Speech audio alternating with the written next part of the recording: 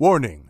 This show contains material that some listeners may find troubling, including discussions of intense horror movie themes, explicit language, movie spoilers, and women speaking. Listener discretion is advised.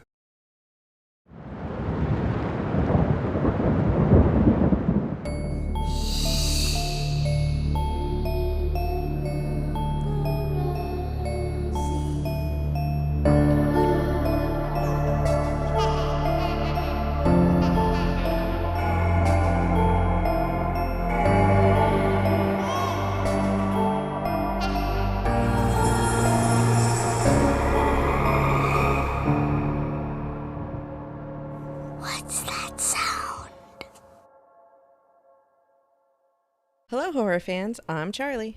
And I'm Eleanor. And welcome to Horror Sandbox, the podcast where we dig around in horror films and see what we can unearth. That's right. Before we get started with today's movie, Charlie, tell me how you're coping with the horrors. So this week was a pretty, boring week for me. Mostly what I did was work on the podcast. But I will say it was funny. I took my daughter to Michael's this week to find a craft or something to do. And I told her she could pick out a science project or whatever. And I'm trying to be like, okay, do you want to do a St. Patrick's Day thing? Do you want to do this? And she goes and she picks out this box off the shelf that is a science experiment where you make bloods and brains and dissect the brain. How and make on boogers. brand. Oh my God. I know, so on brand. And I thought that. I was like, am I corrupting her? So I grabbed two other ones and I was like, well, this one's normal science experiments. Do you want to do this one? And she was like, no. So I love we her. spent the whole afternoon dissecting Jello brains and things. So that was fun. That's amazing. So yes, raising future horror fans, I think. Absolutely. But yeah, what about you? What did you do this week? So I coped by going to, there was a pop-up Gothic market thing that happened. It was a little bit of a drive from my place, but I took my teenager and a couple of his friends. So we went there. It was wild. I thought this would be like a farmer's market, but with lots of eyeliner. And this convention center was packed. The parking lot was overflowing. People were parking illegally everywhere. As soon as you pull up, you're like, oh, there's a sea of goths here. This is amazing. And I guess the convention center was split into two, and on one half was the goth market. On the other half was an animal show of some sort. So I could see all these lines, and I just got into one. Before we were heading to the line. And before we actually got in, the people in that line took one look at us and was like, the Gothic one is that one, and pointed us to the other side of the building. It was so funny. That's hilarious. You should have been like, no, I just want to see the animals. Yeah, I'm a multifaceted person. We have layers. But it was great. I got a couple of little cute things, like some incense and a cool t-shirt, and the teens had fun. And yeah, it was great. It was a good time. It was lovely to be around people that dress that way, and just seeing everybody's outfits and just people being themselves. And they're all so nice. I just loved it. That's what I love that about the goth and metal communities. I feel like it's just filled with the nicest people, but people, I don't know, don't think that because of the way they all look. But I don't know. I've always enjoyed, being in a sea of black. Absolutely. Yes. But okay, so tell me, if that's all of our coping, what are we digging into today? So we watched As Above, So Below from 2014. This was directed by John Eric Dowdle. He co-wrote this screenplay with his brother, Drew. It's starring Perdita Weeks, Ben Veldman, Edwin Hodge, Francois Seville, Marion Lambert, and Ali Marai. The IMDb summary says, when a team of explorers venture into the catacombs that lie beneath the streets of Paris, they discover the dark secret that lies within the city of the dead. So do you have a Bloody Shovel Award? I do, and this one actually is one of my more serious ones, but it's a most authentic docu-style films horror movie, which I'll talk about at the end. Ooh, okay. Okay. Oh, what about you? So I've never seen this movie before. I don't know how I missed it. It never came up on my radar. And watching this movie, after spending a few years being a pretty enthusiastic Dungeons and Dragons player, I have to say, this is the best D&D movie that is not a D&D movie, because the entire thing is a dungeon crawl. Like, complete with, like, the... Literally. Like, the puzzles and the treasure, like, all of it. We'll get into it. Actually, Yes. Let's get into it. Perfect. So, let's do it. Scene 1. There's a camera operator on a bus in Iran.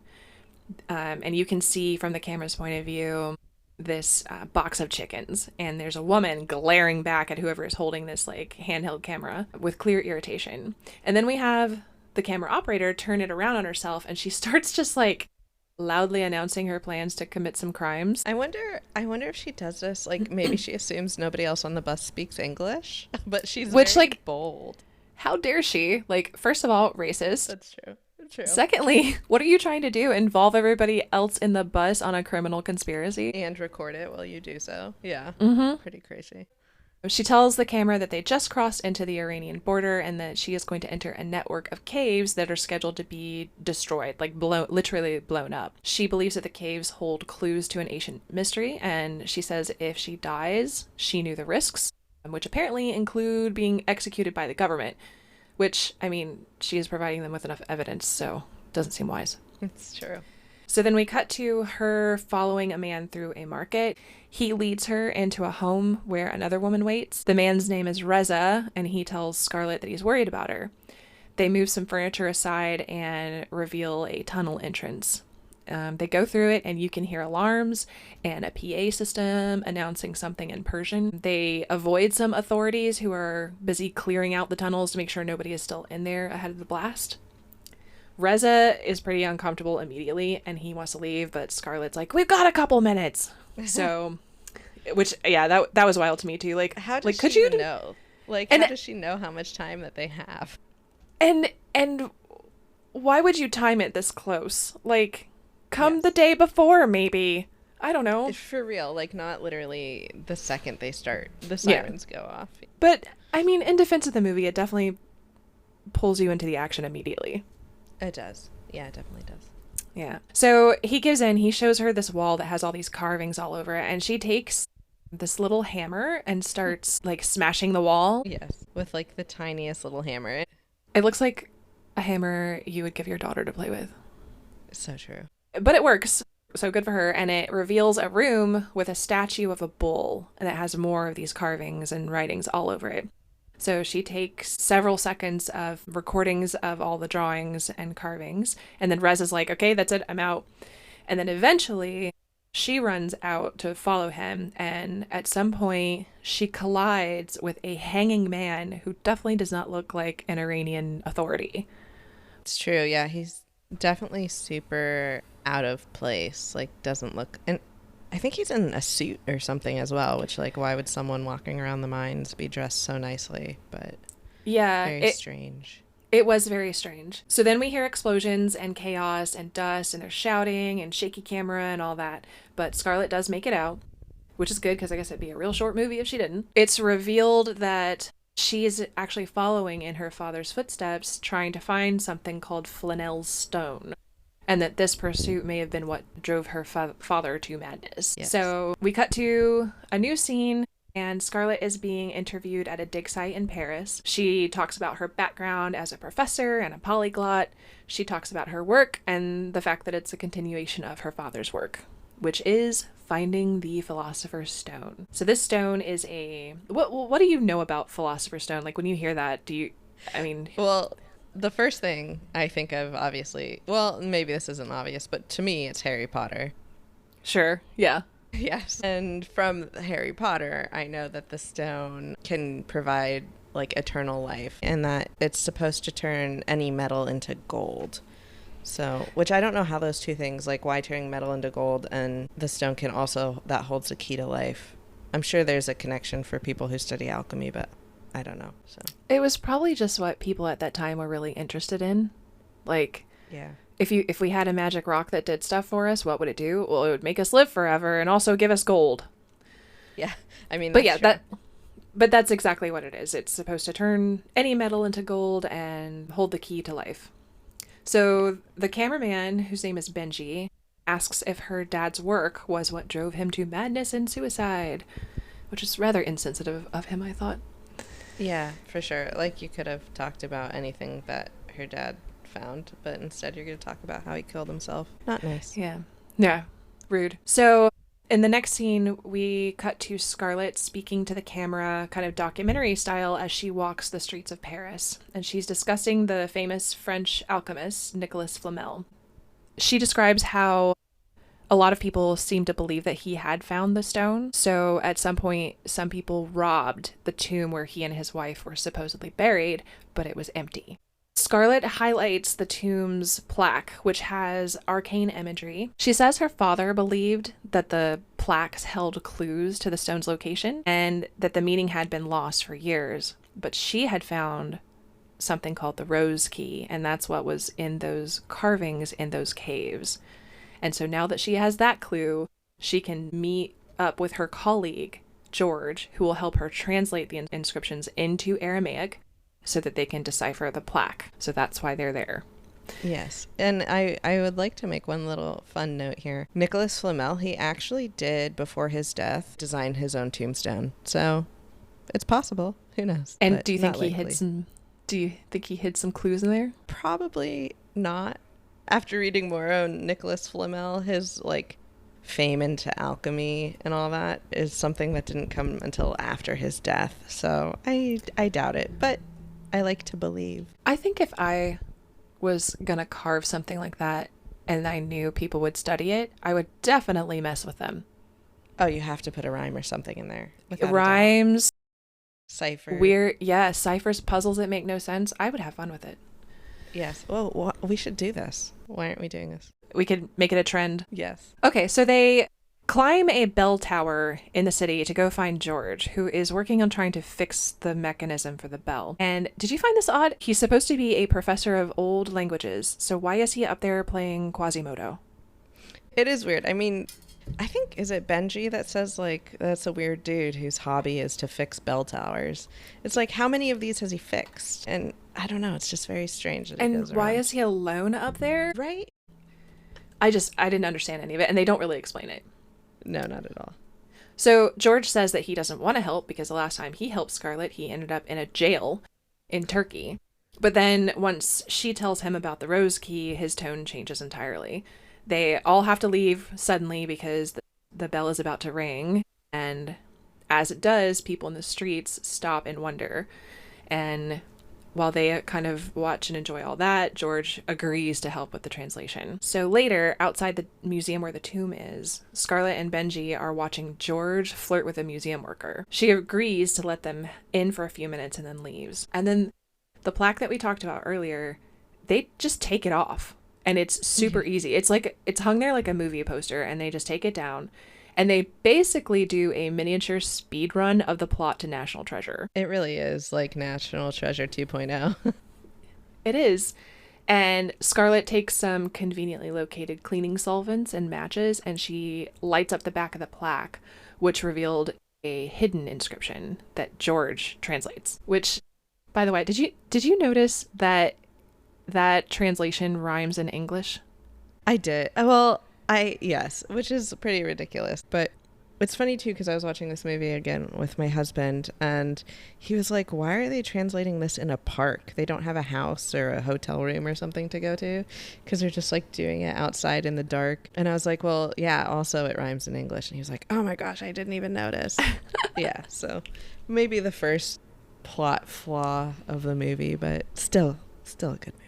Yeah. So they take the translation and they look through her dad's old research notes, which Scarlett has in a notebook with her, and determine that the clues are all pointing to 370.5 feet below the tomb, which would put them smack dab in the middle of the catacombs along with the 6 million corpses. They look at old maps and conclude that records of old street collapses might point to a hidden underground chamber near the tomb.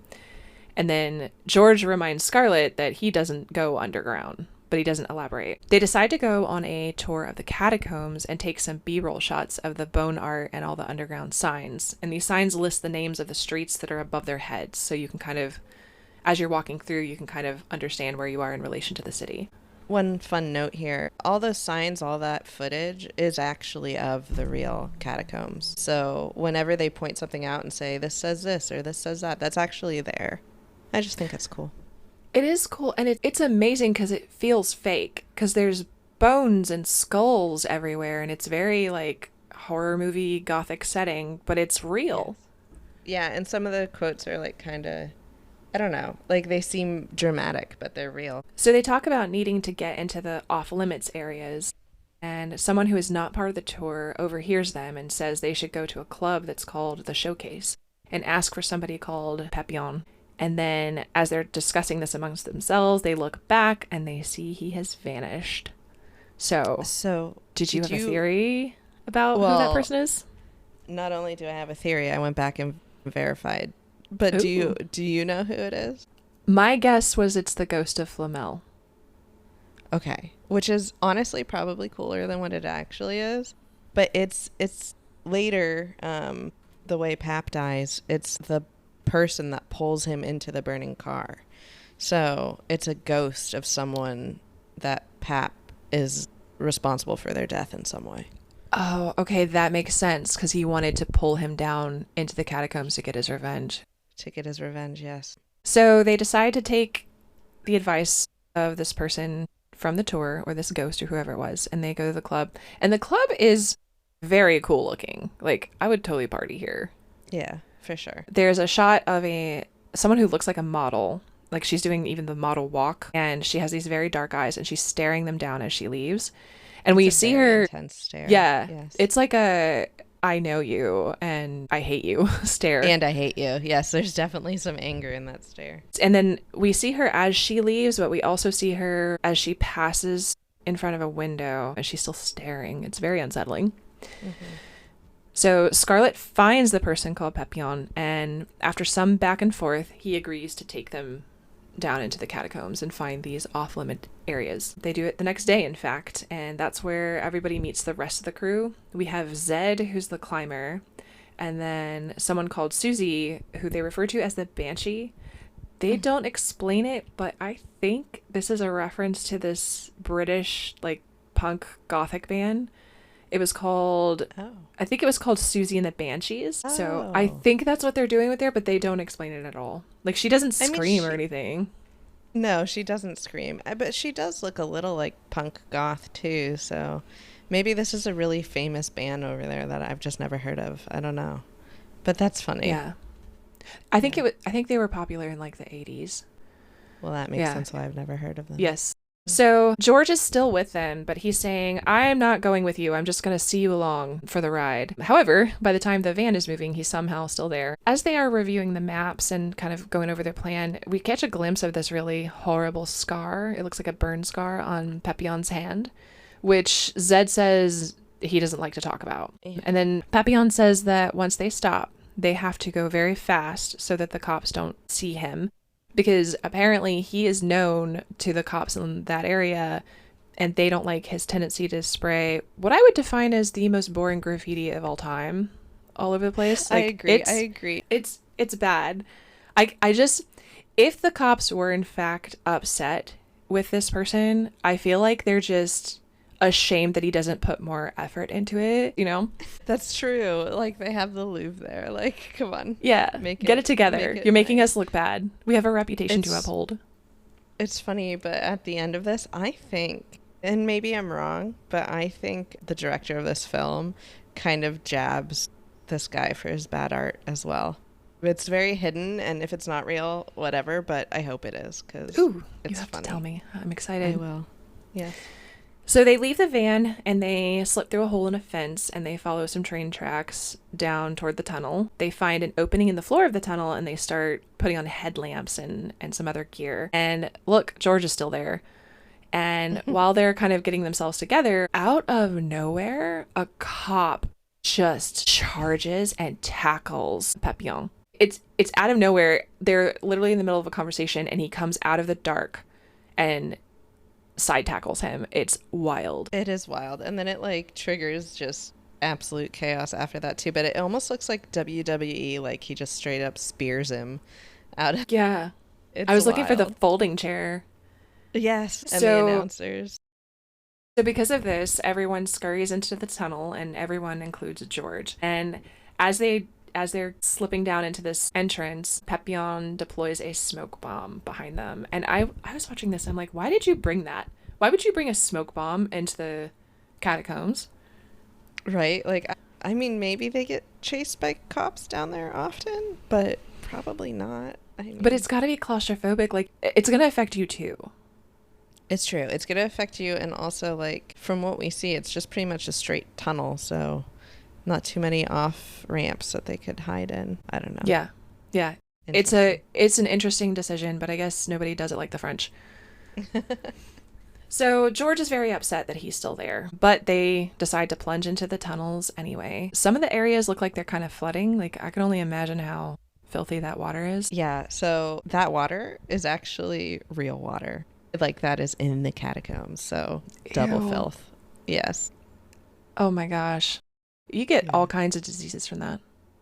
Yeah, oh yeah. Well, they had to like test the water and make sure that the actors weren't like walking through straight up battery acid or anything while they were down there. Okay. Yes. So as they proceed through the tunnels, they hear chanting sounds coming from somewhere, and they find this little alcove, and there's some like barely clad people in there singing. And it's really funny because it's a very eerie experience to come upon. Just people singing, there's candles, it's very eerie.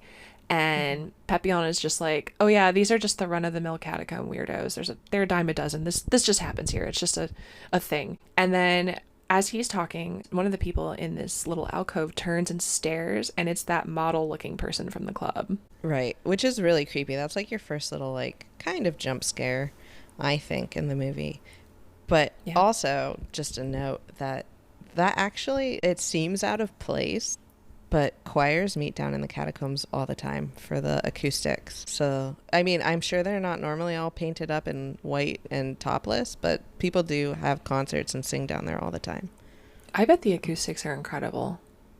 I'm sure they are. I would like to visit at some point. Topless acoustics in the catacomb. You know what? I would do it.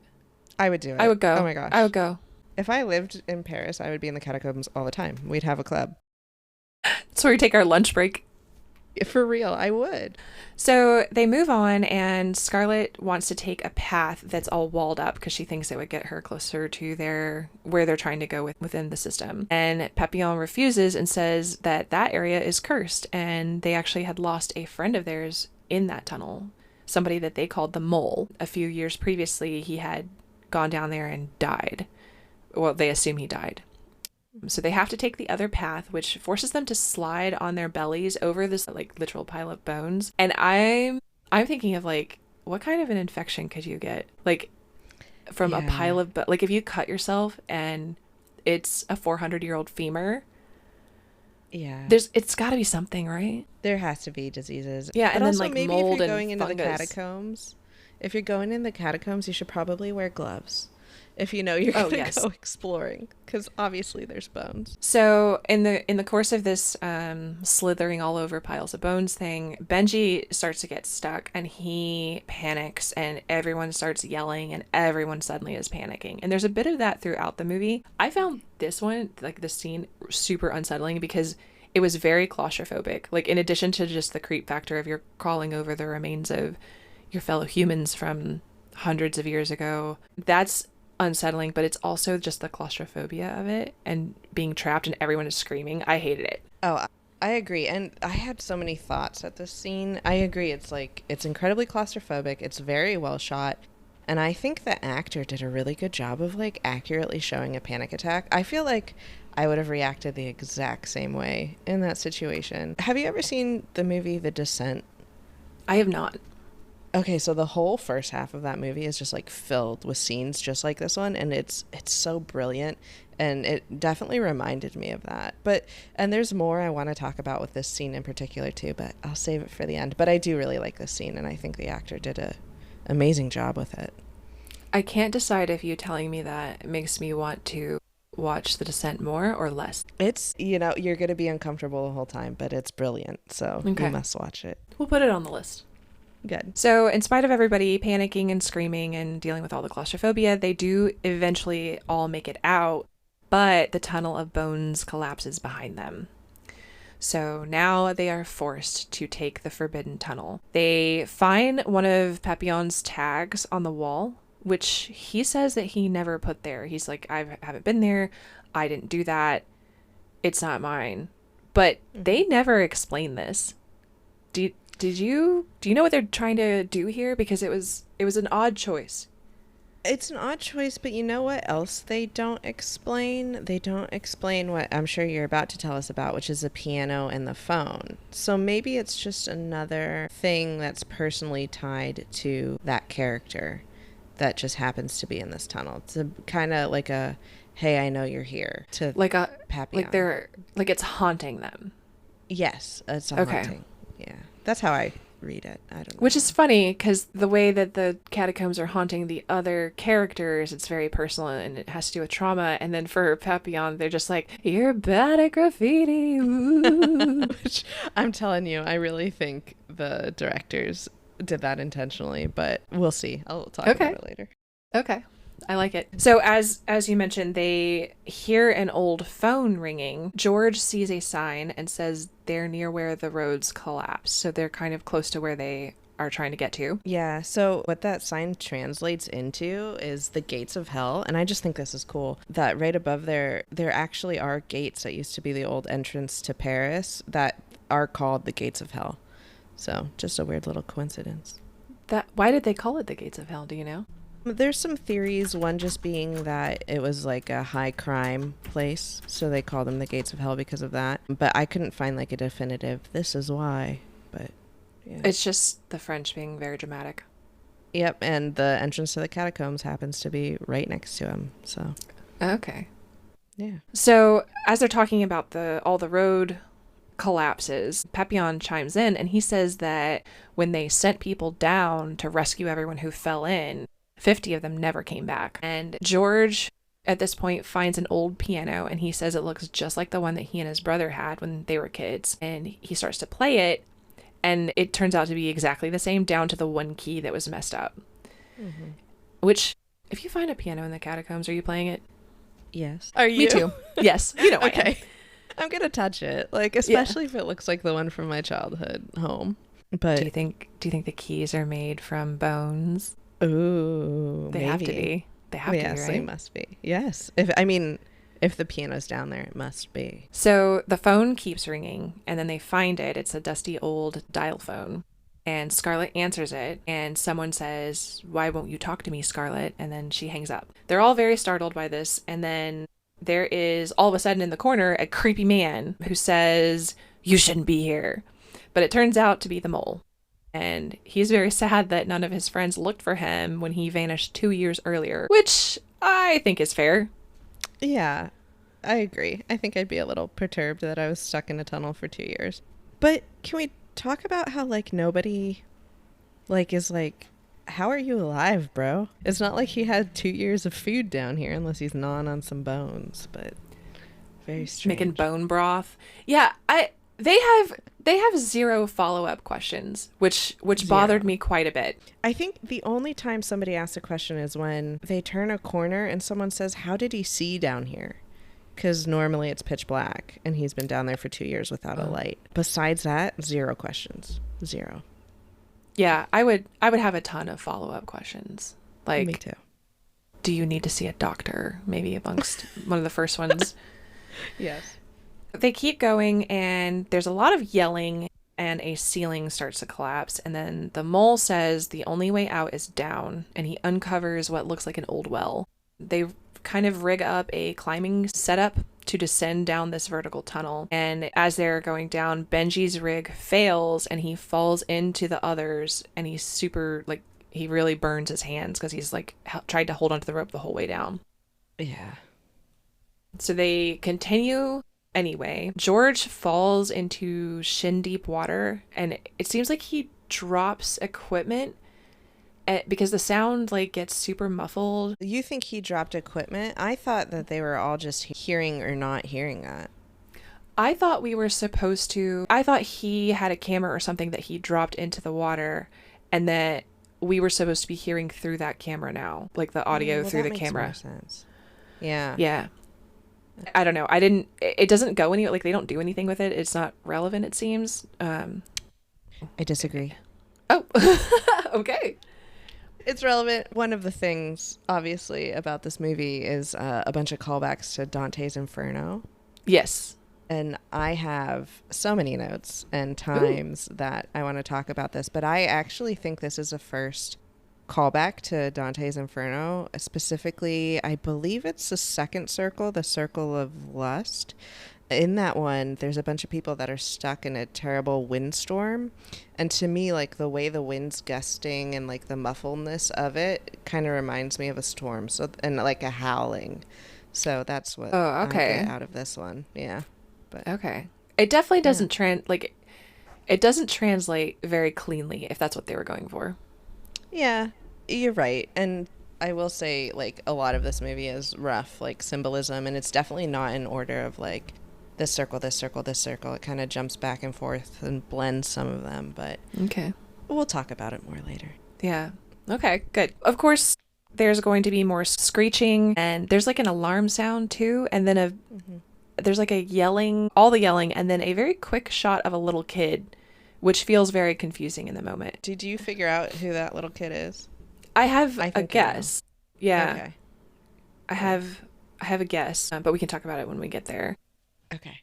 But it is a very confusing and kind of claustrophobic feel again. They come to a dead end, and Scarlett and George do some puzzle solving, and they figure out that if they can remove the correct stone from the dead end wall, they will find an escape route. But if they pull the wrong one, the ceiling will fall on their heads and they'll all die. They're going to get turned into crepes. Lucky for everyone in this party, these two have a +12 to problem solving, and they figure it out.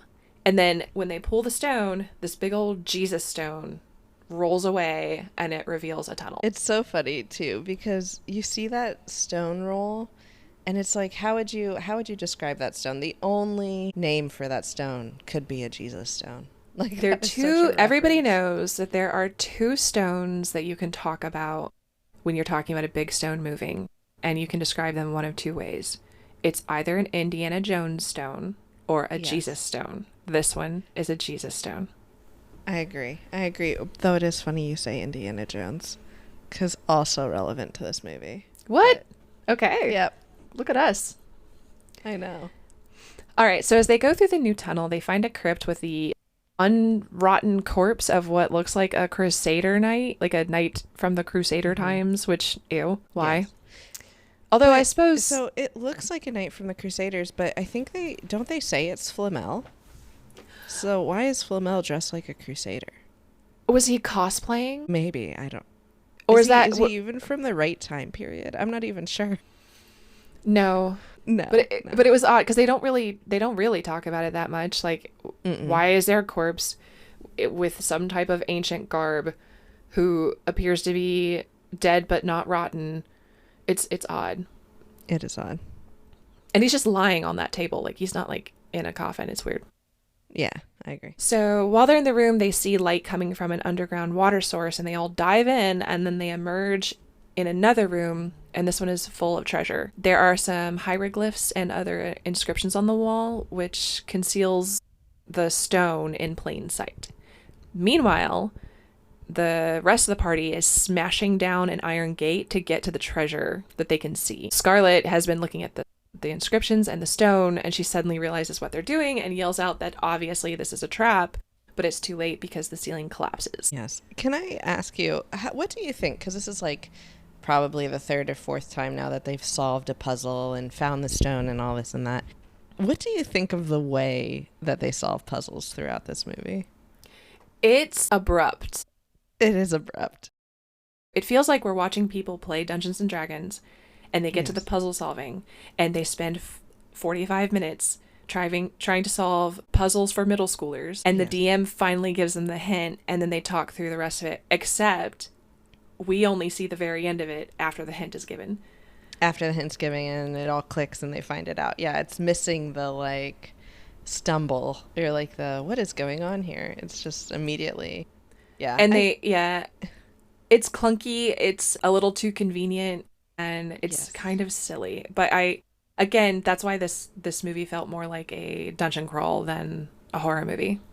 I agree. Yeah, I agree with you. Everyone emerges from the rubble okay, except for the mole, who has vanished. And Susie, who's now injured. Scarlet takes the stone and kind of like, I don't know, does magic over her to stop the bleeding, and it works somehow. They find more carvings, and they see the phrase "as above, so below" carved into one of the walls. They think this means that they can escape through the floor, so they start smashing it open. You know, kind of another one of those like easy puzzles to solve. They smash it open and they reveal another well-lit tunnel, and this one has the inscription, "Abandon all hope, ye who enter here." Yes, and this is the first like real callback to Dante Inferno, because this is what is put above the gates of hell when Dante enters into hell in that poem. You've read Dante's Inferno, right? I have, yeah, and I'm going to talk about it more, but for those who don't know, Dante's Inferno is an epic poem about the author Dante being led through hell. It's one part of 3 stories that compose an epic, and in this part of it, it's him traveling through hell, and hell is formed in 9 different layers. So, yeah.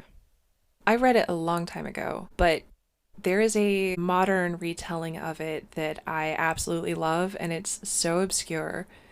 It's from 2007. It's a comedy film that was performed with hand-drawn paper puppets on a theater stage.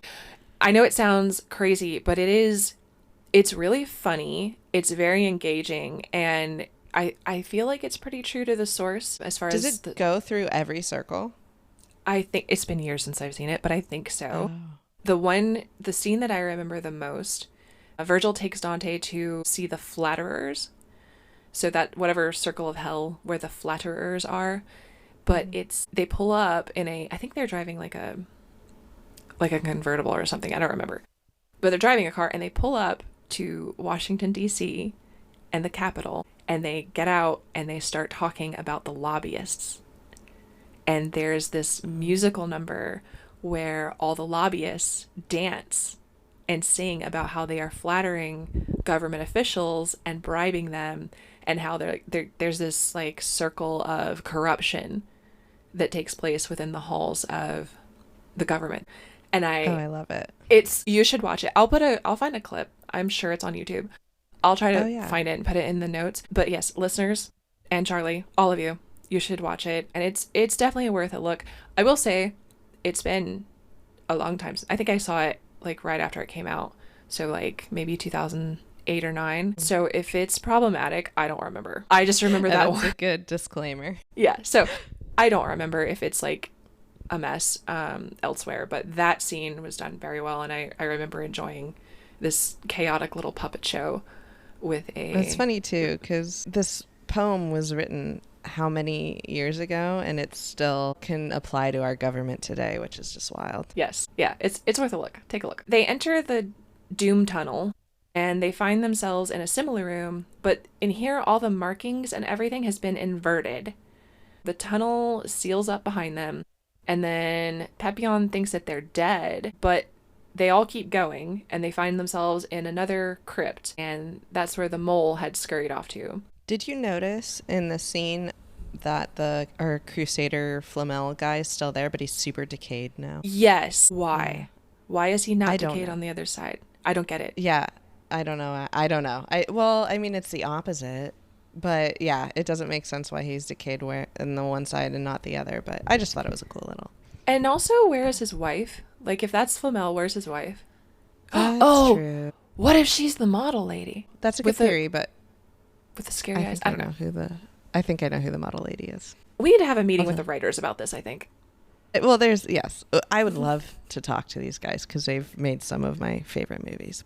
But yeah, no, I think the model lady is related to Benji, not Flamel's wife. Okay. But I'll tell you about that. Okay. Out of nowhere, the mole just starts smashing in Susie's skull. And this time, Scarlet can't save her.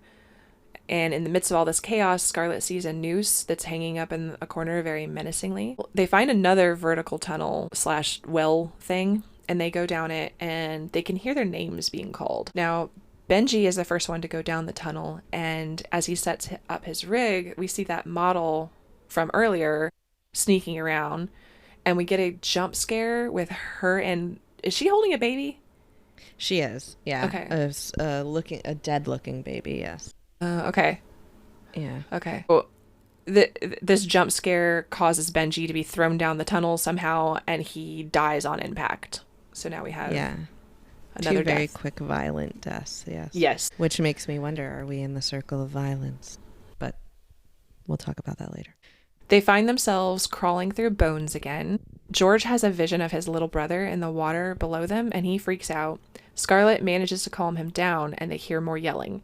They can see light from a fire, and they follow it, and they find somebody being burnt alive inside of a car that looks like a Ford Pinto. Papillon gets sucked into the car, and then everything poofs away, which left nothing but his legs sticking up out of the stone floor, and they can't pull him out. I don't know what it is about that image, but I hate it. I really don't like just his bare feet sticking out, and it's like, is he dead right away? Is he suffocating under there and they can't get him out? And I don't like it. It's very uncomfortable. And that imagery is taken straight from Dante's Inferno, from one of those circles, isn't it? Yeah. Yes, it is. It's Circle 8. I believe it's this specific one is a combination of the fraud circle and the violence circle.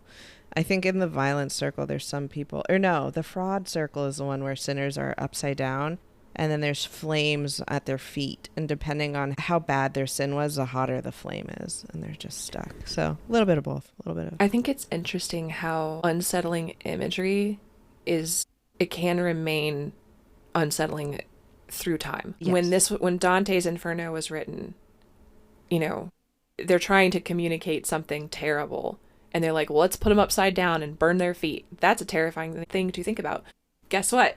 It still is. Yes, it is. And and just the having your feet burned while being stuck. I think in Dante's Inferno specifically, they're stuck in some kind of tube. But regardless, just being stuck and having to lay there, and it's just awful. I agree. But Dante's Inferno is the king of disturbing imagery. But yes, it definitely holds well through time. It's nice to connect with our humanity across all these hundreds of years with this spooky imagery.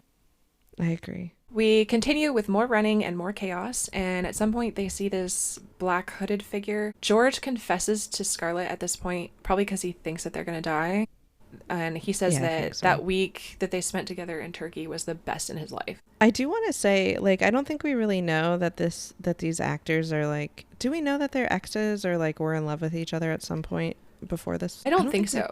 I do have to say, as soon as we see them on screen together, I felt like they had really good chemistry. In my mind, they'd make such a cute couple. So I love that they were a couple and in love. Yeah. Yeah. Yeah. They seem to have feelings for each other, complicated or otherwise, but yeah. Okay, so they see the hooded figure again, and this time it's seated on a wooden throne, and it's turned away from them. And there are also in this kind of cavernous area, there are screaming heads sitting on top of the stone walls. Yes, all of this. Yes. Is very deeply Dante Inferno's. Which, again, we understand throughout time what kind of imagery and concepts are really frightening to you, on just an animal level almost. Yes. The black hooded figure in the black hood stands up, and this is very creepy. I thought this figure was a very unsettling one. And I agree. One of the stone heads comes to life and emerges from the stone. So it stops being just a stone head, and it becomes like a golem or something. And it comes out of the stone, and it vampires George. It just bites him right in the neck. Yes. And Zed and Scarlett are screaming and freaking out, and they drag him and get him away from the stone vampire. And Scarlett tries to use the stone, but it's not working. This part was weird. I will say I love the way the hooded figure's done, but the stone vampires seem a little, I don't know, cheesy per se. Yeah. But yeah, because if you're a rock monster, you should smash, obviously. You're an earth. Bite. Yeah, you're an earth elemental or something. You gotta use what you got. Yeah, it's true. But I will say there's two very specific scenes in Dante's Inferno where someone gets bit in the jugular. I think that's also just a callback to that. She kind of realizes that the stone that she has is not actually Flamel's stone. She figures out that she has to go back to get the right one. So she retraces her steps, and she punches the stone vampire, which was delightful. Yes, it is. It is very like, I kind of wanted to punch a stone vampire after that. It seemed cathartic. Yeah. She also gets attacked by like a blood demon in the sewage lines, which I think is more Dante stuff you're going to tell us about later. Yeah, that's one of the circle of violence where they're all stuck in like a boiling river of blood and fire. And Dante actually gets grabbed when he's going through there by one of the people in there. So It's a very, very obvious callback to it, yes. Yeah. She finally surfaces and she finds her dad hanging. And as she looks at him, she sees it's her own face and not his. She finds the treasure room and puts the wrong stone back where she got it. And while she's looking for the real stone, she finds a mirror. And she sees a vision of her dad hanging again, but this time she apologizes to him for not answering his calls. So it sounds like maybe in the midst of his mania or depression or whatever it was, she felt guilty because she didn't answer him when he called, and she maybe blames herself a little bit, which I know that is a common thing for survivors, but it's definitely not her fault that her dad ended his own life. Right. I agree. It's not her fault, but she feels guilty for it. And I think that phone call from earlier when they're in the hallway and there's a scene with the piano and the phone and she gets that phone call, I think the memory of her dad calling her the night that he actually died. And this is just part of her processing the guilt of her potential sin, which is being responsible for her dad's suicide. But I don't know. That sin seems strange to me. Well, and I think survivor's guilt does very uncomfortable and, incorrect things, like not true, but you feel that it's true. Right. That's a very real thing. Like you can logically know that you're not responsible and still feel very responsible. So I could kind of see that. But yeah, and it does seem like she's trying to confront this guilt because she apologizes to the vision of her father that she's seeing. And when she does, the vision vanishes. And as she's staring into this mirror on the wall where she's searching for the stone, she realizes that she was Flamel's stone all along. Yes, she does, which quite a twist, a turn, and not my favorite part of the movie. And I have a plot hole that I have to bring up here. So earlier we see that Flamel's stone keeps torches lit for eternity, and now she is Flamel's stone. But I guess the stone has the power to keep the torches lit, but not to keep the batteries on their headlights on. I don't know. I think it's silly. Clearly too much. And also, okay, real talk. Yes. Your boyfriend is dying, and the ceiling is probably going to cave in, and there are stone vampires or whatever, blah, blah, blah, blah. But, Charlie, I must know.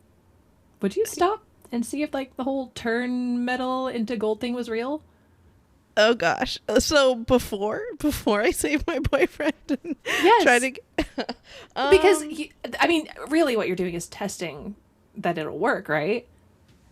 I mean, well, is there any metal down there? I guess probably if she's wearing a necklace. If I was wearing a necklace or an earring as I was running back through the river of blood, I would see what happens. You have to, right? Yes. Would you turn it into gold first? Probably. Maybe I would be touching metal. Maybe when they come out of the sewer, that's now she can just turn everything into gold, and her and George are rich forever. That would be nice. That's the end of it. Yeah. What about isn't the mirror the mirror that she sees? It looked like it was polished. It does look metal. Gold, or yeah, it does. Touch it. She does, but it looks gold-ish when she touches it. Or maybe it is metal and she turns it into gold, and that's how we know she's a stone. I'll have to go back and rewatch and see if there's that distinction. Well, I appreciate that the writers of this movie assumed that their audience was very well versed in all of this lore, but sometimes I do need the movie to talk to me like I'm stupid, because if they did that this subtly, I didn't catch it. It didn't resonate. I don't know. Same. Okay, so she runs back to George and she kisses him, which saves him because she was the stone all along, apparently. Which makes no sense. First off, was she the stone all along? Or did she have to look in the mirror first? I don't know. And then how did she heal Susie? With the fake stone. I don't know. It doesn't make sense. She touches Susie when she So- heals her. Does she touch? Maybe she doesn't touch George until she comes back and kisses him. But they had to pull him out. And she Oh, was that's trying true, to so she did touch and she was him. trying to use the fake stone and it didn't work. It wasn't saving him. So maybe it's just the magic of the room that they were in? Could be. But then the mole wouldn't be dead. But then I guess he wasn't dead. I don't know. It Very makes confusing. no sense. None of it makes No sense. It's sense. very confusing. Plot hole. Yes, yes. They go back to the well, and Scarlett says that they need to confess their sins and jump in. So George admits that he didn't save his brother from drowning when they were kids, and Zed says that he has a child he doesn't acknowledge. They jump in and they find some loose rocks, and they reveal a manhole. And when they push through it, they're near Notre Dame. And as they walk away safely, Scarlett says that she never actually wanted treasure, just the truth. So I guess truth and love are the point of this story. I don't know. In my mind, the point of the story is more like forgiveness of sins and like feeling remorse. But yeah, sure. Truth and love. Like, yeah, I don't get it. I just Could be both. Could be both. the ending is corny, and there's a lot that is not explained. If she had looked dead into the camera and said, I guess the real philosopher's stone is the friends we made along the way, it could not have been a sillier ending. I suppose. I mean, it's certainly a silly ending, but I do love it. Like, I love that they think they're trapped forever, and then they realize that they have to push the manhole to come out the other side of the world. And I don't know. I'll talk about it more, but I kind of like that moment. But then it is silly because, like, the way Zed just, like, kind of slowly walks away, like, F you guys. It's like, my part of this film is over now. Yes, all my friends are dead. Goodbye. Yep. There's don't no way I'm know. getting paid for this. Like, what's going on? Yes. So on that note, you've been spelunking deep into the catacombs of this film. So tell us, what did you dig up?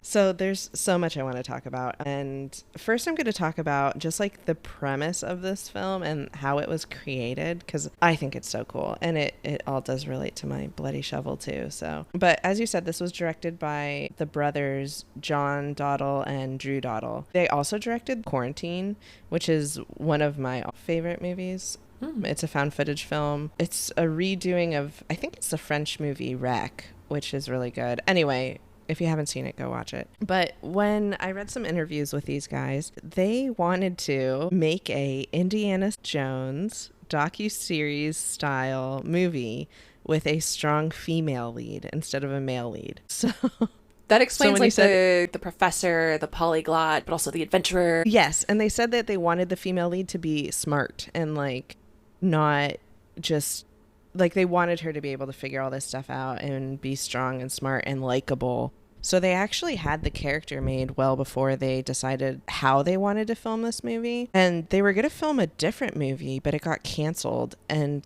a day or two later, Thomas Tull, who's the head of Legendary, called them and said, hey, I don't know what I want to do, but I want to make a movie in the Parisian catacombs. And they were like, oh my God, we'll be out there in a second. We're going to pitch you something. I'm on my way. Yes. So they pitched this Indiana Jones style movie with Scarlett as a female lead in the catacombs. So it just by chance happened that these two things came together. Okay.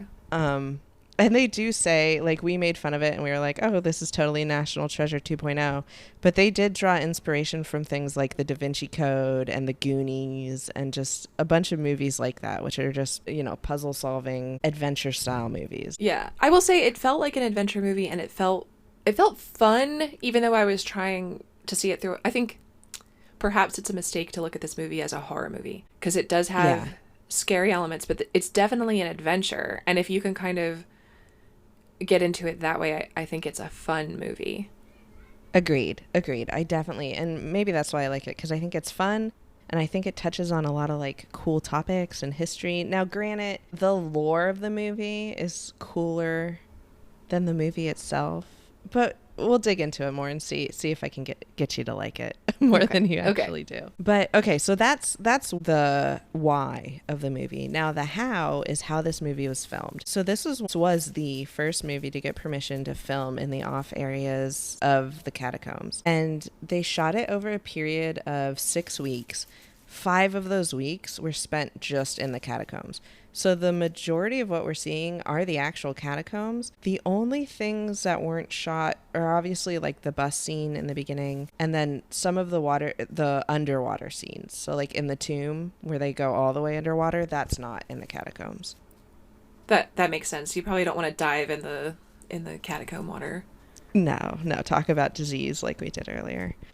But yeah, and so what's cool is because all of this was shot in the catacombs, they couldn't like put lighting down there and bring wires down there and throw electricity down there. So the like 90% of this is actually shot through the actors' cameras with their headlamps being the only lighting. That's amazing. But yeah. So the way we're seeing it is the way that the actors actually were seeing it. So that's why when you say it's like shot as like a B-list film or whatever, it's because it was. Like, yeah, that's how it was shot, and it's supposed to be. So I think it's cool that the actors actually did the vast majority of the shooting for this film. Do you think they got paid for both jobs? Like, here's your actor money, and here's also your crew money. Yeah, I mean, granted, I didn't look up how much these guys got paid, but I'm gonna guess it wasn't a ton. Still, though, that is like, what an amazing experience as an actor to get to do that at all, to get to do it in the catacombs, and also they're relying on your ability to also competently film and light the set. That's really cool. It is cool, but I will say it's funny that you bring that up because the actors and like the crew, they talk about how it was actually really difficult too, because to get down there, the only way to get down there was to go down 6 flights of stairs. So they would go down there with all their equipment. They would have to come back up for lunch. And it was cold. It was dark down there. They were in a hole in the ground. Walkie-talkies didn't work. There weren't bathrooms. There wasn't electricity. So, and it's funny because the entrance that they filmed by was right next to a hospital. So they would get all bloodied up, walk through a hospital parking lot, go down the stairs, and then go film for hours and come back up, like out by this hospital. And I just think that imagery is funny, that these like bloodied people are just walking past a hospital but not going in it. Can you imagine, like, you show up at the hospital for something, you're like, well, should I go to urgent care, should I go here, whatever, and then you see that, you're like, I'm leaving. Yes, I would turn around. I'd be like, my appendix can wait. Yes, these people need help far more than I do. And speaking of bringing stuff underground, the phone, the car, and the piano, there was a person whose job was to haul all of that down into the real catacombs. Yes, they actually lit a car on fire underground in the catacombs. Yes. Isn't that crazy? And there was a person who had to bring it down. Based on everything you're telling me, I'm surprised they didn't make the actors do that too.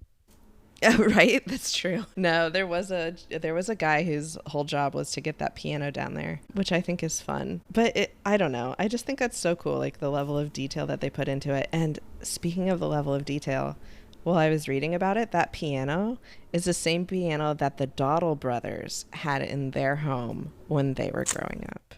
Did they leave it in the catacombs? No, they didn't. The temptation to leave it in the catacombs, I feel, would be very great. I would want to leave it, like, so someone later could come find it. Yes. And be like, oh, this is where they filmed whatever. Or someone who has no context and just found themselves in the catacombs and sneaking around, like, you know, French You and Me, like, sneaking around, and there's a piano, oh my god. And I would play it too. I wish they kept it there. Well, it's funny, I don't even think I wrote this in my notes, but as I was reading about the catacombs, there was like a period in history where the catacombs were kind of forgotten about and nobody went down there except for the choirs, like we talked about. And like they would just have random concerts and stuff down there, and people would go down there for concerts. But when they were starting to like revamp it and get it ready for visitors later, they found a whole movie theater down there. Oh my gosh. with a popcorn machine and like a camera and the whole thing. So someone had created a movie theater in the catacombs. So there's weird stuff down there. I bet a lot of people lost their virginity down there, and I'm so mad that I'm not one of them. Oh my God. 1,000%. Like I said, this is a place I would hang out in all the time. There's a name for them, for the types of people. Cataphiles or something. It's Charlie and Eleanor are their names. Yes. So I would definitely be one of those people that's always down in there. So that's how it was filmed, which I think is amazing. And that's my bloody shovel. And so I want to talk about, I think to like understand why this movie's cool, you have to know two things. One, a little bit more about the catacombs, and then two, Dante's Inferno. So I want to talk about the catacombs first. So the reason they even exist is twofold. One, Paris was built, or this is all the way back to Roman times.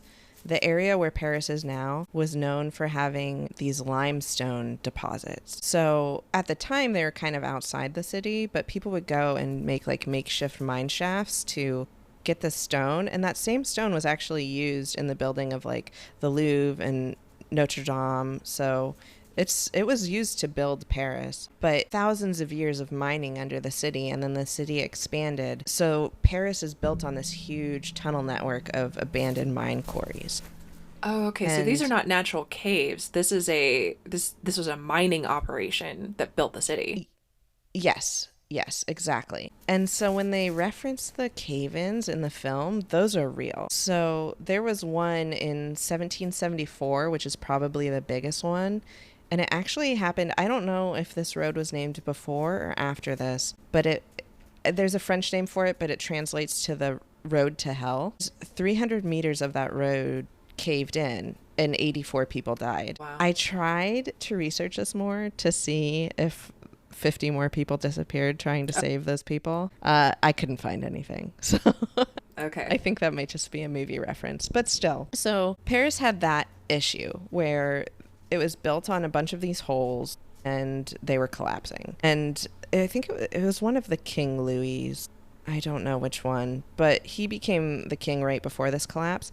And in 1777, he established a like inspectors general for the mines to go down there and fix them all up and make them stronger so they wouldn't collapse anymore. And if you notice in the scene when George points out the sign that says Road to Hell, and then they're in that tunnel where Papillon writes it says Pap there.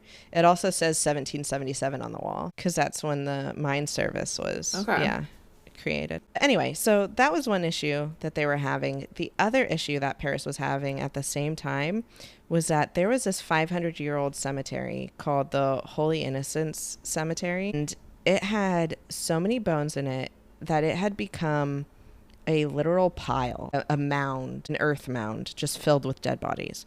And it was located right next to the city market. So at this time, germ theory wasn't a thing, but people still noted the smell, the decay, the fact that the city market was also right next to the slaughterhouses. So it was just a mix of like raw meat and slaughter product and decaying bodies. And it was rancid. And people that lived in that area seemed to get sick more often. So they're like, okay, we need to do something about this. And this is the part of history that people who like pine for the olden times never think about. Like so just true. the raw sewage running through the streets, like all of this. Yes. It doesn't, you're romanticizing the cool dresses and the way of living and like the art. And you kind of like, well, there was some gross stuff happening. I agree. You don't think about the fact that you're not sleeping on a modern day mattress and that you're hot all the time and you can only bathe like once a week in cold water. Yeah. Yeah. No deodorant, no toothpaste. Yes, you do forget all that stuff. But yeah, so they had a hole problem and a body problem. So what they did was combine those two problems to make the ossuaries that are known today as the catacombs in Paris. And I think you mentioned it, but over 6 million bodies are down there right now. And it has become known, or it did become known as the Empire of the Dead. So when they walk into it in the movie and Scarlett points up and says, like, welcome to the Empire of the Dead, that's actually there. And that's what it was referenced and called. So okay. There's your little catacombs history lessons. So now we got to talk about the coolest part, which is Dante's Inferno. And like I said, this is basically like an Indiana Jones meets Dante's Inferno. And I already said what Dante's Inferno was. It's part of the Divine Comedy written by Dante Alighieri. And it's him being led through the 9 circles of hell by the poet Virgil. He's an ancient Roman poet. This is their journey towards God. But the first book is them going through hell first. And the whole point of the first book is the rejection of sin, which I think is the whole point of the movie too. Okay. Yeah. So like I said, I'm not going to go through every circle. I think I'm just going to go through, because I could talk about this all day. We'd be here for hours. I'll just go through the circles that are relevant to the movie, or at least the ones that I think are. But I want to do a callback to our first episode, Sinister. Remember when I told you the story about King Minos and the Minotaur? Yes.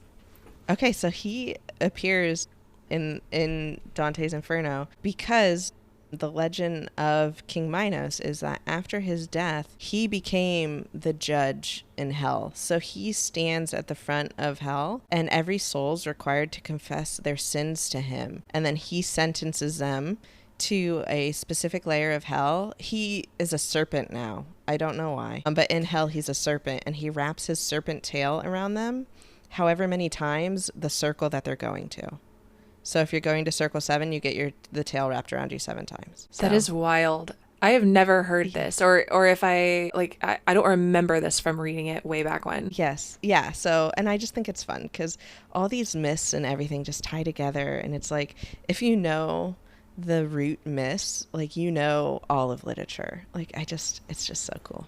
Earlier, I talk about the second circle, which is the circle of lust, the one where the tunnel gets all windy and quiet and wailing and stuff. I mentioned the circle of lust is the one where they're just stuck in a perpetual storm, and lust is considered one of the least terrible sins in Dante's Inferno specifically because it involves the consent of 2 parties. So since you could convince 2 people to do it, it's like not the worst sin, which is interesting. I feel like that tracks for clergy to come up with that opinion. Yeah. Well, yeah, that's fair. It's funny because the corrupt clergy are in some of the deepest circles of hell in Dante's Inferno. But okay, so this is Benji's circle. And I don't know if you noticed in the movie, but Benji, obviously, he doesn't talk very much. No. The only time he talks is in the beginning when George is flirting with that girl outside the museum. And he mentions how nice her legs are. And then the other thing you have to remember is that Benji is the one filming. So when he follows that girl 3 times that they see at the club and everything, one, that's his POV. So we don't know if he's looking at that girl because he recognizes her or he's like checking her out. But he's the only one who really notices her. So, and then it ties even more back to his death too, because at the end when Dante leaves that circle, he faints. And the exact way that he says it is, I fainted as if I had met my death, or it's also been translated as, and then I fell as a dead body falls. And the way Benji dies is falling. Yeah. So I think it's got to be that's Benji's sin. And so what we see, the reason he falls is it's that woman pushing him with a dead baby. So I think his sin goes a little deeper, that perhaps he hooked up with this woman and like she got pregnant and maybe he forced her to have an abortion. And potentially that guilt of the abortion caused this woman to kill herself. Okay. And so then she kills Benji. So that's my theory. Well, I also saw that theory on the internet a few times, so I'm not the only person who thinks it. Okay. But yeah, that's my Benji's theory. And he is the second circle of hell. That does make this element a lot more deep than it seems. Right. That's the thing about this movie. On the surface, not deep. But the more you like think about it and like bite into it, the deeper you go, the deeper you plunge into the catacombs, the more intrigue there is. Yes, exactly. So yeah, so that's that one. And now we're going to jump from circle 2 to circle 7. So I won't make you go through all of them. Circle 7 is the violence ring, and it's split into 3 different sections. It's violence against others, violence against self, so suicide, and then violence against God, nature, and art. So there's 3 different sections of the violence circle of hell. And I think this one is the one that's used for sure the most throughout the movie for a lot of reasons. We talked about already the river of blood to the first one, the murderers are immersed in a river of boiling blood and fire, and they can't get out. So I think the imagery of Scarlet getting pulled into that is that. So we see 3 acts of violence throughout this. The first one is violence against others. That's when the mole kills Susie. And then we see violence against self, which is obviously Scarlett's dad. And then, so the last one, the violence against God, nature, and art, is a little more obscure. But this is the one that I think is the joke that's tied to Papillon.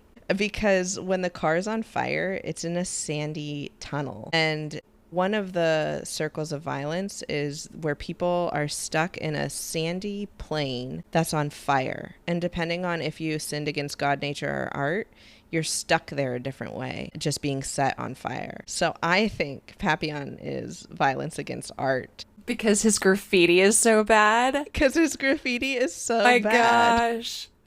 Ah, that's amazing.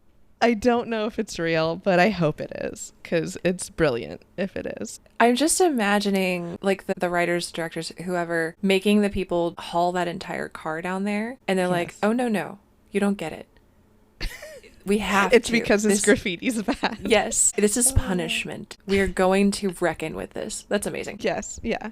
So, anyway, there's so much more. Like I said, I could spend hours here talking about the imagery, but I'm not going to get into all the layers.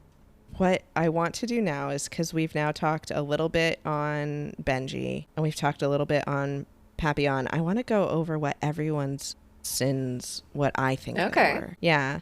So the mole, I have no idea. I think he was stuck in purgatory, which is like right outside of the gates of hell, which makes sense. Like, he's stuck in that tunnel. We have no idea his history, what he did, why he's there. I think he's purgatory. Yeah, I buy that.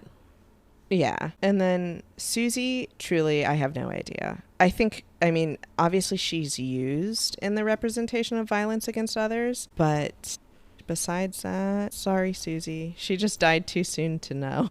Maybe that band, that Susie and the Banshees, had some, like, deeply problematic things at the time, and they were being punished for that. Listeners, if you do have any theories, I would love to hear them. Feel free to reach out. Clearly, you could tell I like this movie, but yeah, let us know. But okay, and then we talked about Benji, which I don't know if you agree with me about Benji. But... No, I do. I buy it. Okay, perfect. Approved.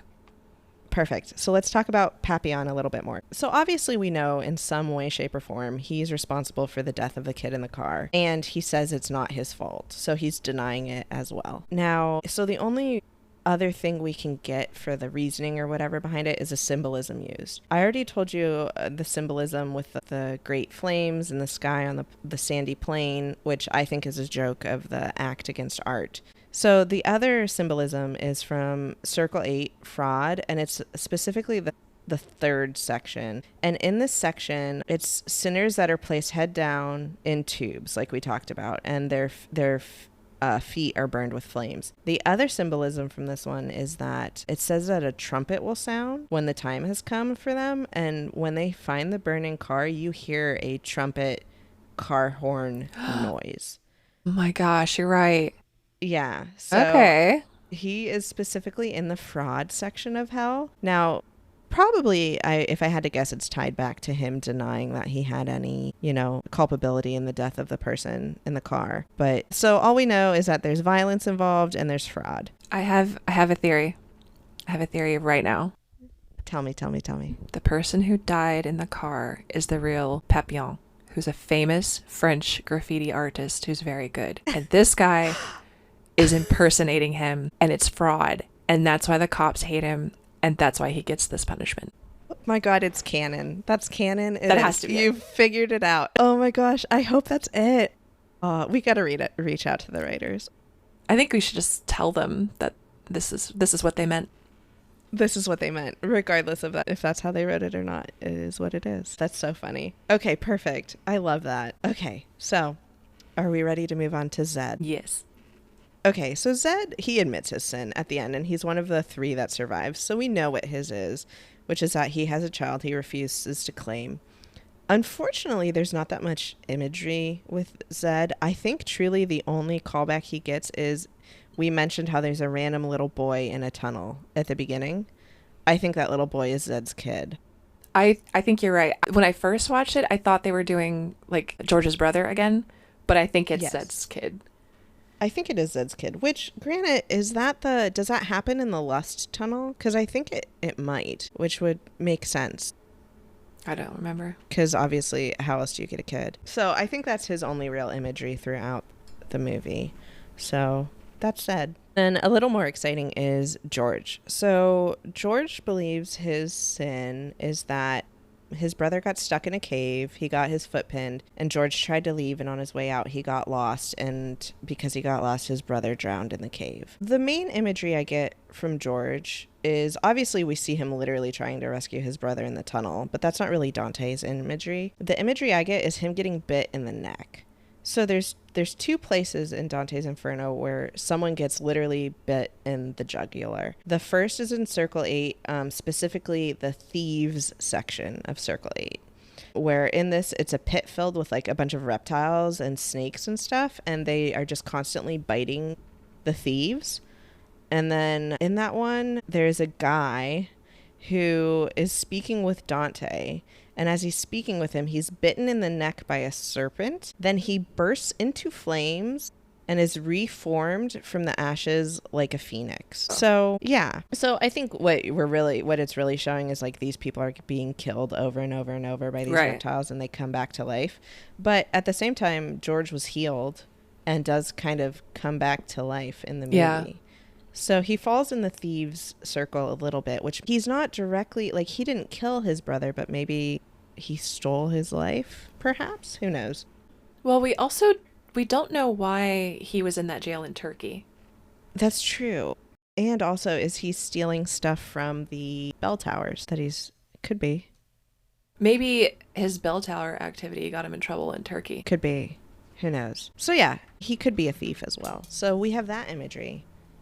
But we also have alchemists who also are in Circle 8, which obviously this entire movie is alchemy with a philosopher's stone. So Circle 8, Section 10 holds the alchemists in hell. And because Dante saw them as a disease to society, so they're just afflicted with different types of horrible diseases, and that's their fate. But while Dante is in that pit, he sees two spirits run past him, and one of those spirits sinks its teeth into an alchemist's neck and then drags him away like prey. So it works in both places. And then the other thing I was thinking is like, okay, so if the directors did want to use this circle and the disease circle, it's kind of hard to show disease in a movie, especially a movie that's this chaotic. Right. So I'm wondering if the stone vampires are supposed to be disease, because like some diseases like lepers maybe can like kind of make your body turn to stone, fall apart, decay. I don't know. Yeah. It's a stretch, but so those are the two that I see tied to George. So George and Scarlett's sins could literally be alchemy. Right. So, yeah. And then that's really the end of it. Scarlett, there's no, like, Scarlett, it has just imagery the whole way throughout because she's the main character. And we know that she thinks her sin is not helping her father or being responsible for his suicide. And then also alchemy. So, yeah. Oh, one thing I do want to say. The way they chose that Scarlett's father killed himself was to hang. In Dante's Hell, those who chose to kill themselves are depicted as like trees or bushes. And they're the only section in hell that when the final resurrection day does come, they will not be resurrected as humans because they threw their bodies away in life. In fact, so instead they're going to come back as trees, and from those trees, their own corpses will hang from their limbs. That is so goth. I know. I love Dante so much. Man. So yeah, that's all. Hopefully that's all of Dante's Inferno throughout the movie. And this is why I think the meaning of the movie is like the forgiveness of sins and the journey through hell to come out the other side. And I guess I do have one more thing. So the way the movie ends, it's as above, so below, right? Which is a quote directly tied to alchemy that's explained in the movie. But also, the way Dante finally exits hell is he gets to the 9th layer, which is where Satan himself is kept, and he climbs over Satan, all the way down him, and then he pops out. So they enter hell from the northern hemisphere, and he pops out in the southern hemisphere in a large body of water, and he has to climb upward through this water to the surface. But he's so turned upside down and backwards that at first he thinks they're going back to hell because they're upside down. And then he turns to Virgil and he's like, what the heck happened? And Virgil's like, oh, we just went through the center of the earth and came out the other side. Wow. That's a callback to the way that they eventually get out of hell in this movie is they jump through that tunnel. And in my mind, that jumping down that well or tunnel is them going through the center of the earth. Right. And then they push out a grate on the other side and they come out kind of upside down. So it's as above, so below, which is like a popular alchemy phrase, which is also like referenced a ton throughout this movie. But also it ties back to Dante's Inferno, and the way that you travel through hell is to go through the center of the earth and come out the other side. Which I kind of feel like is something people might still believe today, that hell is a physical place and it's at the hot magma core of the earth. Yeah, I think that is still like very common. I couldn't tell you which religions or whatever believe that wholeheartedly, but it's certainly something I've heard throughout my life. And again, there's more. There's so much cool stuff. If you want to know more about this, if you look up the Emerald Tablet, which is where As Above, So Below comes from, that one other fun little tidbit, that whole story, she says, where that Philosopher's Stone is on the wall with all the imagery and hieroglyphs or whatever, that story is the story written in the Emerald Tablet. So okay. Yeah, which is where the phrase As Above, So Below comes from. Anyway, lots to this movie. Could talk about it all day. Go read more about it. I think it's cool. So that brings me to the final part of our show, which, what is this movie? And I think this movie is just an epic poem, aka Dante's Inferno, meets Indiana Jones. So not horror and not sad. Not horror. No. There's horror elements, but it's horror as much as Dante's Inferno is horror, which it's not. Dante's Inferno is an allegory. So it's an allegory. It's not horror. Yeah, I think I'm with you that it's not horror and it's not very sad. Like everybody has sad stories in their lives, like all the characters, but it isn't a sad movie and it's not fundamentally a sad story. It's, like I said, I think it's a dungeon crawl that has spooky elements. And I think seeing it as an adventure story feels a little more accurate. Now, with everything that you've talked about how this movie got made, I can see why it felt like some of the story wasn't as well explored as perhaps it might have been, or it could have been.